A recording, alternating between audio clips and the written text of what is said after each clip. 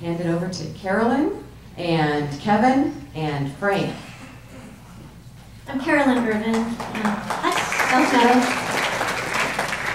When I started doing this about a year ago, I got into it because I thought I'm kind of tired of the gossip and hearing in the papers about this value-added measure and how are we going to be judged. And even though I've, according to my husband, got 6 to 10 years left in this profession, I'm in my 31st year, and I think, oh my gosh, it's changing. I've always been in this district under a Charlotte Danielson type of a model, and now we're looking at some different things. So that brought me on board. And I started on one committee, and then I've been on a subcommittee, and that's what I'm talking to you about today, is the maybe subcommittee. But we're going to give you a global look, kind of a big picture view of what is happening. And then as we go through, you will get the nuts and bolts and tinier little pieces from some of our other people. So there's sticky notes on your table. Please write questions down if you have them as you go, because we're hoping you will have those questions answered, but if not, we want to know about them later. So come on up, guys. We're going to kind of bounce between Kevin and Frank, and again, sticky note it, and remember, this is the big picture. This is the big global view, and then we'll go down from there. First of all, I just want to clarify, Frank and I are not brothers. As we dress alike. I would love to be his brother. We're not brothers. He just reminded me that when he first started teaching in Ben Lapine, there was, people would tell him that there's somebody in the district named Kevin that kind of looks like him. So we even kind of dressed a little. You know, like Carolyn said, we're kind of we're giving you a big picture look at first, and then we'll kind of dive down into the, dive down deeper into it as we go on throughout our presentation. So like she said, write notes on Post-its, and we'll try to answer your questions. But the two flowcharts I'm going to talk about are for probationary teachers. And the first one is the performance cycle. And it's really just every probationary teacher would go on to this cycle if they're coming into Ben Lapine School District, and actually this is where they would start. And a quick note before that, the one thing I was thinking about sitting back there and listening very, very intently was that it's pretty exciting, because all the things we're talking about today are about improving our practice. It's not about gotcha. It's not about looking at what we're doing wrong. It's really, how do we support people to be more effective teachers? So I'm pretty excited about this probationary teacher performance cycle. And it really starts with, by October 15th, just going over the performance standards and the rubric, which you'll learn more about this in a little while, and then reviewing and completing the goal setting form. Pretty easy. I get that done by October 15th. And then between then and December 15th, we're going to start some of those mini observations. So at least 2 mini observations unannounced, 5 or 10 minutes with some specific feedback within 24 hours. Oh, thank you. Thanks a lot. And then also within that time, you will also do one formal observation. So that will look similar to what we've done in the past. It'll be a pre-observation meeting, the observation, post-observation with some sort of write-up. And then by December 15th, for some of us, it'll probably be December 15th. We'll get them all done real quick. We'll have a conference and review the performance evaluation form, the rubric, and then move on to the next portion. And at that time, any time really throughout, if you look to the right of this cycle, there may be a time when we need to proceed to the improvement cycle, which I'll explain after this, but it's really more of kind of a more detailed support cycle for when we're seeing things or areas of needed improvement on the left. And then by February 15th, we again would do 2 more mini observations, those short observations with specific feedback, and then one more performance evaluation, which would again be the big dog with a write-up and everything. And then after that, after we meet and talk about all that information we've gathered throughout that performance evaluation and the observations, mini observations, we meet again and have a conference and kind of give an update. How are we doing?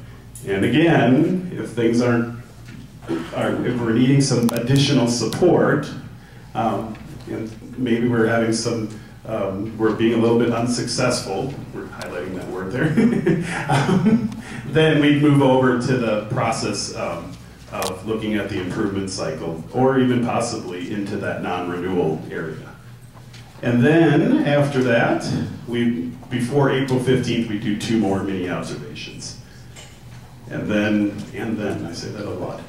By April 15th, if you're a second year or a third, it's going to be your third year probation, you'd move over and you'd do the teacher goal setting for the following year and establish your professional growth activities for that following year. And the professional growth activities is something you'll get to hear a lot more about in a little while. If it's year 3 and you're moving to year 4, you'd move over to the contract teacher status, which Frank will talk about a little more in a bit. And the improvement cycle. This cycle is kind of that, it's only for probationary teachers, the one I'm talking about right now, and it's really to provide some support. And if we identify the need for some extra support, this is how we go about doing it.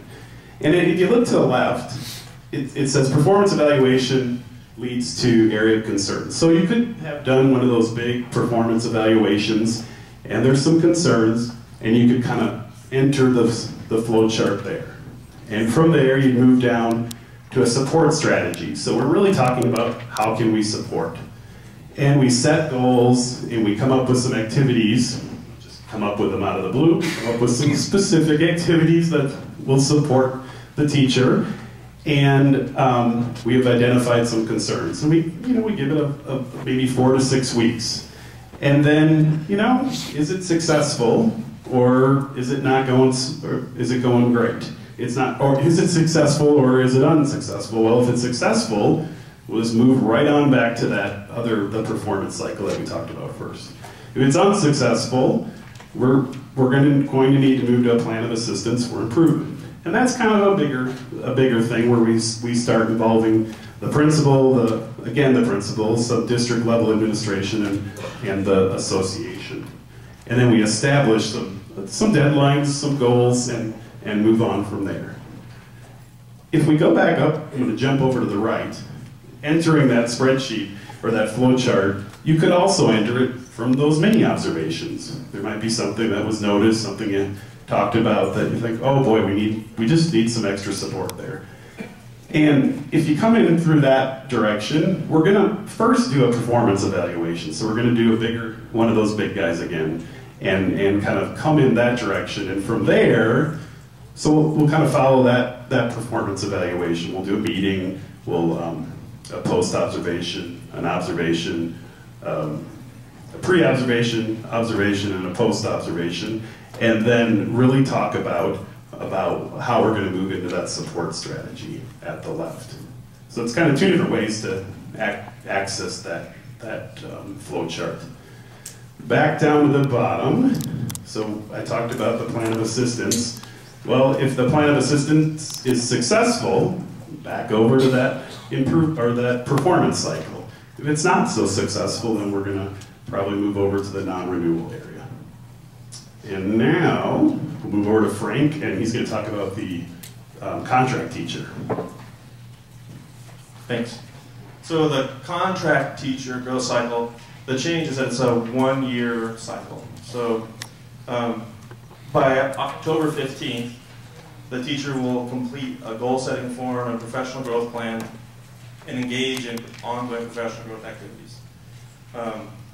The administrator will conduct 6 mini observations throughout the course of the school year. There'll be 2 done by December 15th, 2 by February 15th, and then 2 by May 15th.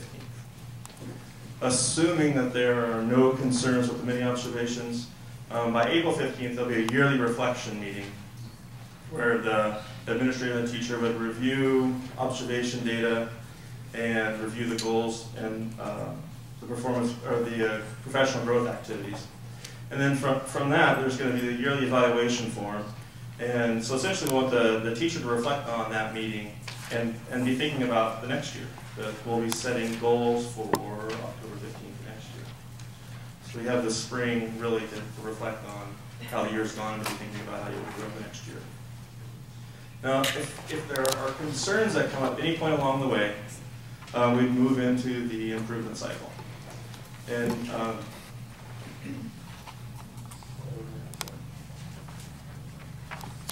so entering the improvement cycle, you're going to go in with a performance evaluation. As Kevin said, he already covered that, but essentially you're going to cover the rubric in the area of concern.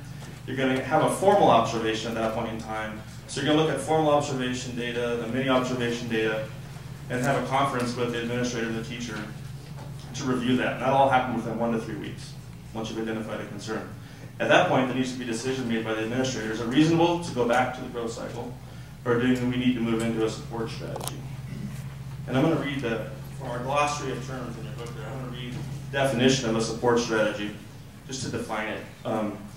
Offered when a supervisor determines a teacher is not performing satisfactorily. These strategies are building-based, informal, and include building, administrator, and teacher. Results of these strategies will lead to a return to the standard evaluation cycle or a plan of assistance for improvement for the teacher in question. The idea of the support strategy, as a committee, we talked a bit about the name of that. It's really important. We didn't want to have the word plan in it because it's really not a plan. The idea is that it's an intervention to help the teacher improve their practice, with the hope being that they'll return right back to the growth cycle. But in the event that they don't make the growth that you would expect, there is the plan of assistance for improvement. And then that involves the association and the district level administrators.